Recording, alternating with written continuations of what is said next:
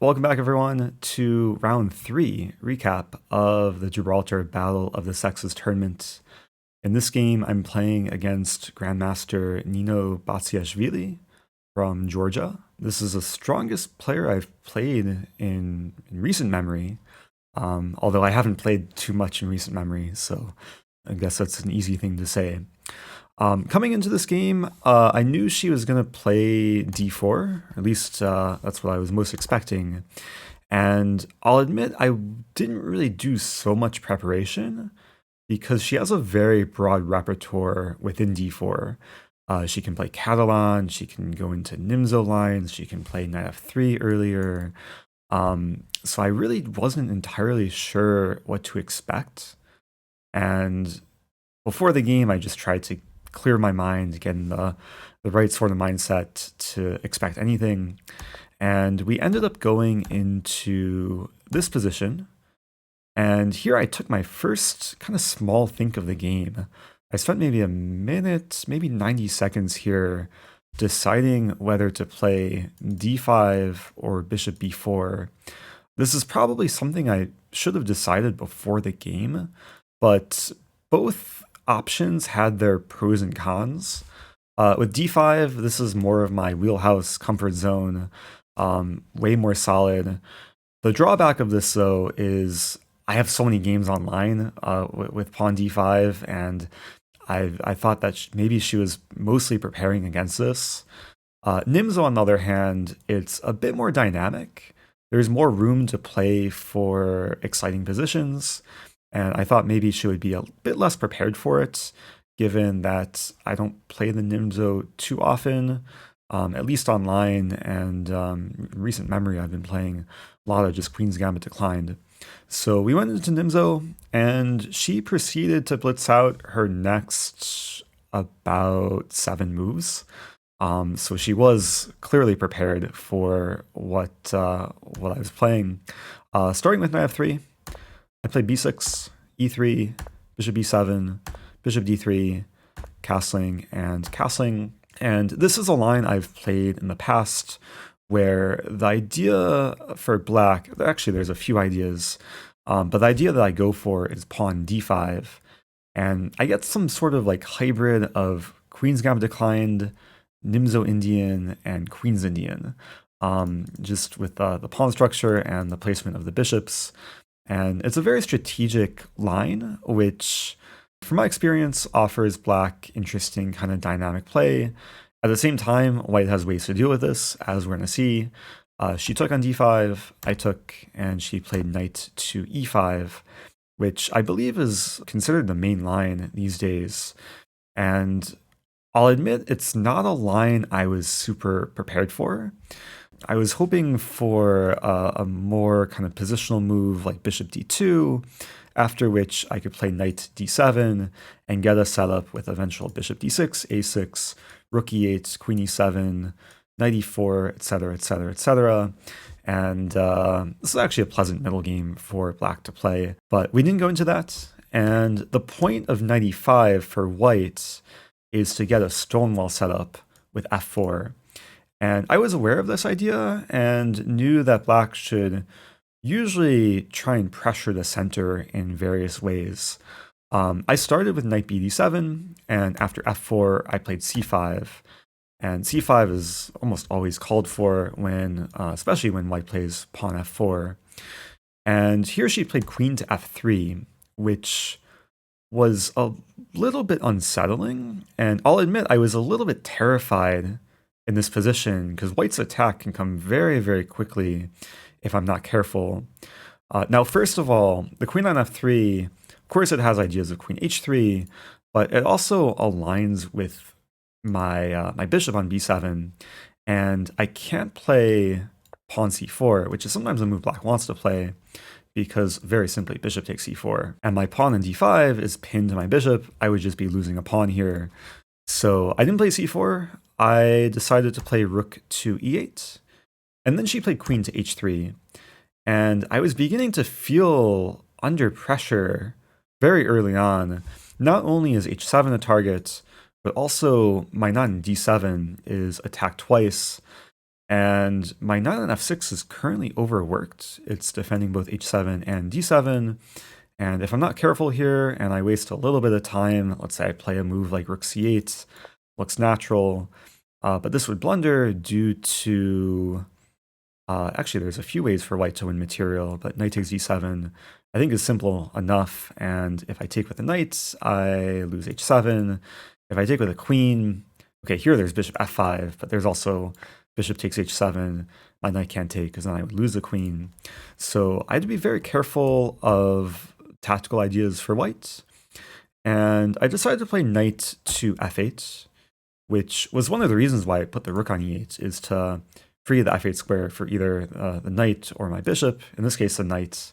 And this over defends h7. It also removes the knight from d7, so there's less to worry about with knight being exposed. The drawback of this move is it does expose this diagonal, which she tried to take advantage of with the move bishop to b5. And when she played this move, I became even more terrified, because bishop b5 is the type of move that white plays if there's something very concrete in the position. First of all, the rook's attacked. I don't want to put a knight back on d7 and walk into a pin. I played rook e7, which is only logical move here. And black does have to worry about the potential for the knight or the bishop coming into c6. And I was taking a lot of time in the opening trying to ensure that everything's under control, which it turns out to be. The position is under control. I don't think it's any good for white to invade by putting a minor piece on c6. For example, if bishop c6, there's not really a threat for white. I could play a move like queen c8, offer a queen trade, and after takes, my rook defends the bishop, takes. White's getting nothing here. There was another line which was maybe a bit more interesting. Knight c6, forking, and after takes, there was a calculation. If I play rook c8, I might have to worry about bishop takes d5, because after takes, I can't take back because then I lose a rook. So I figured that the worst case scenario, if we entered this position, I would just put the rook on b8, and there's no more tactics involving bishop takes d5. And I think this is fine for black, even though I've conceded the bishop pair. This bishop's on c6, kind of in no man's land, and position would still be very playable. So after rook e7, she played bishop d2. And then I was feeling a bit less terrified, because then I was able to gain time against white's light squared bishop after a6, bishop a4, b5. I'm expanding with tempo, bishop c2. Now this bishop has moved 1, 2, 3 times just to find itself on the same diagonal it was originally at. And I'm making progress, gaining space on the queen side. And here I decided to play rook to c8. Now, I will admit, in this position, I took a really long think, because there's so many different ideas for black to choose from. I considered taking on d4, considered queen b6, knight e6, even bishop takes c3 with some b4 ideas. There's just a lot of candidate moves, and I wasn't entirely sure how to even approach a thought process in this position. And when I played rook c8, it wasn't really based on so much calculation. It was just based more on intuition. I knew that my rook is one of my worst placed pieces, might as well put it on a file that's very likely to open up, and then just maintain all the tension in the position between the pawns and with the bishops as well. So here she played bishop to e1, and again, I had a decision to make. And I played a move which maybe it looks a bit counterintuitive at first, is bishop takes c3. Normally, I don't want to just take the knight when it's not called for. At the very least, black should wait for a3 before taking the knight. But I took on c3 because it's a very concrete line. White can't take back with the bishop because of the issues on the c-file after c takes d4. I believe black is winning material here. Pawn takes d4 and then b4, and I'll be winning at least 2 minor pieces for a rook with just a much better position. So she had to take back with pawn. And now the drawback for white is after takes, white's left with this very weak backwards pawn on c3. It's on a half-open file. And on top of that, I get in knight e4. And the position just becomes really pleasant from here because very powerful knight targeting the pawn. f6 is coming very soon to remove white's best piece from the center. And meanwhile, white's pieces are lacking a bit of harmony and coordination, especially with this bishop on e1. Now, I will note that if bishop h4, I would happily play f6 and target the knight, and then c3 would consequently be very vulnerable. I think white would be losing material here. The knight and the pawn are attacked. So she decided to play rook d1. Here I continued with my game plan, played pawn f6, force the knight back to g4. I will note here if the knight moves to d3 or f3, it would obstruct the queen from defending c3, and then I would happily just stack the pawn. So knight g4 was played, and here I continue with queen c7, just putting more pressure on the c3 pawn. She played rook to c1, which was a nifty move. The idea was to defend the pawn with tactics, because if I take, very temporarily go up the pawn, but after takes, there's bishop takes h7 with check, and then, oh no, my queen. So, of course, I was aware of that, and here I decided to play just a very simple prophylactic move, king to h8, just getting out the way of the potential bishop checks. Also, I thought my king is just safer on h8, given that the knight can't potentially check it. So it just reduces the amount of tactical possibilities that white has. And now there might actually be a threat of taking, because if I take on c3, there's 92 ideas, and then white wouldn't have time to exploit the X-ray vision against my queen. So for this reason, she went ahead and defended the pawn with bishop to b3, unleashing the rook. So now we have 3 attackers and 3 defenders. So I still can't win the pawn, but I'm still looking to improve the position. So one of the strategies for black in this position is to continually improve as many things as possible and try and build up as much pressure as possible against white's position. And that led me to playing pawn a5, which is a multi-purpose move, potentially preparing pawn b4 with a pin along the c-file. Also some ideas of pawn to a4 to hit the bishop. And thirdly, there's ideas of bishop a6 to get the bishop to a more lively diagonal. So here she played knight to e3, which is a counterattack, hitting the pawn on d5. I defend it with rook d8, and now she plays queen to f3. So it was very clear that white's pieces are just lacking harmony. Bishop is still on e1. The knight and bishop, even though they're directed at the pawn is well supported. And I realized that this was my time to strike, and I went ahead and played b4, which adds another attacker to the c3 pawn. White can't take it because the rook's not defended on c1. This is one of the reasons why you should usually try and connect your rooks in the middle game, is to avoid situations like this where you would really like your rook to be defended. So white is under a lot of pressure here, but she found an interesting move to counterattack, is knight to f5, hitting my rook and unleashing the queen to defend the pawn. I simply move back, and here she played rook c2 with a reasonable intention to get the rook to a defended square and threaten to take on b4 to hit my queen. Unfortunately for her, rook c2 is walking into a really nice tactic for black. And for those of you that haven't watched the game, I do encourage you to pause the video and find the tactical opportunity for black in this position. Now, I will say that I had seen this position from back when I played b4, I thought this was one of the more natural lines white could play is knight f5 and rook c2. And I very quickly spotted the fact that there's a couple things to exploit against white's position. There's actually a double attack here. It's to play the move queen to d7, hitting the undefended knight on f5, and also preparing to trap the bishop with pawn a4. So I'm using both sides of the board to try and win material here. And when I played queen d7, I thought I was just easily winning. Didn't seem like there's any way for white to hold on to material. But then she played a move queen g4, which does walk into a pin, but it had some interesting sort of resources behind it, which made me think for a while here.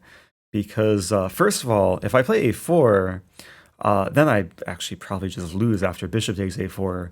My queen is tied down to defending against mate, so queen a4, queen g7, white would win. The move I wanted to play was pawn g6 to exploit the pin. This would force knight h6. And it looks like black is winning after pawn f5, hitting the queen, and there's still a threat of pawn a4. But as I kept calculating here, I realized the position gets a little bit murky, because white can play queen h4, and if I go ahead and trap the bishop, there's bishop takes a4, queen takes a4, and then knight f7 check. I would lose my rook, and if I win this rook, I lose my bishop. And I was calculating for a while this line. I can take on c3, and it looks to be good for black, but I wasn't 100% sure. And my time was getting somewhat low, like fell below 15 minutes. And I took a step back in the position after queen g4 and just started searching for candidate moves. And sometimes this is a problem, is when I spot an interesting line, I'll just go super deep into that one line. In this case, that line was g6. I was trying to calculate and make it work, but I took a step back and looked for alternatives, just other moves that can possibly work here. And I realized that knight d6 leads to just a simpler position to understand and look to be a lot cleaner. The point is I attack the knight, which is pinned to the queen. Knight e3 is not possible, even though it defends the queen, it will leave the knight hanging. And I think the best try for white here is to play bishop a4 to, again, exploit the fact that I can't move my queen away from defending g7. But after queen takes f5, we could get a position like this, after takes, takes, takes, takes, where I would have two minor pieces for a rook. But I would also have initiative here, because I'm threatening knight to e3 with a fork, also threatening bishop a6 to remove the rook from defending the bishop. So I calculated this and thought it should be a pretty straightforward win. But to my surprise, she didn't go into this line. Instead, she took on d6 with the knight. And for a moment, I was in shock, thinking that, is this just a free queen? And I thought for a bit, because usually when you're playing a grandmaster and they give you a seemingly free queen, you should think twice before taking it. And then I realized, oh, she's just wanting to get a couple minor pieces for the queen. But thankfully, a queen is worth more than a couple minor pieces. And I took the queen. I should point out here that there's also knight f7, but this doesn't hurt me. I just play king g8. After takes, takes. Black is up more than enough material. So she did take on b7. I played rook to b8, hitting the knight. Knight takes a5. I took on c3. Rook takes c3. And now I played knight to e6. Now, even though I have a substantial material advantage, I was trying to be extra precise with the way I approach this position. A common pitfall for me and for a lot of other players too is that when you get into a winning position, it's easy to get relaxed and careless. And that's something that I think can prevent people from converting winning positions. And I saw that she's really, she was still really focused and really trying to fight. So I was trying to be as precise as possible. With knight e6, I do hit both pawns. She counterattacked with rook g3. I moved back to f5, and then she played knight to c6, attacking the rook, and defending the pawn. I moved the rook, hit the knight. She played bishop to a4. And then I played a move queen to e4. I should note at this point we were both getting pretty low on time, but she was much lower on time. She was hovering around, I think, 30 seconds to a minute, just living on increment. We were on move 35, so 5 more moves until we get an extra half hour on the clock. So here she played bishop to f2, giving me a pawn. I took on f4, and now rook to f3, so avoiding the potential fork, because I was threatening knight to e2, and I was hoping for rook e3, which would then just allow mates, but rook f3 was the best try. I played pawn g5, defending the knight, making loot for my king. She played pawn h3. I played rook to a8, hitting the bishop, and after bishop b5, I took on a2. This was my 39th move. I played it with maybe about a minute left, and right after I took on a2, I realized I overlooked white's next move. She played the move knight to b4, hitting both rooks. And for a brief moment, I panicked, thinking, oh no, I'm losing back material. But then I realized my pieces are so well placed. Both of these things are undefended. So I spotted a pretty simple combination here. I can give up my rook on f2, sack it for the bishop, and after rook takes f2, play the move rook to b8. And here there's no way for white to hold on to both of the minor pieces. I'll be winning either the knight or bishop, and then be up even more material. And after a short think, she resigned in this position, and this marks my first win of the tournament. So individually, this puts me at 1.5 out of 3. The men's team today performed really well with black. We had 4 wins on the team. The rest of the games were draws. So trying to fight back, still behind by a few points, but it is getting closer.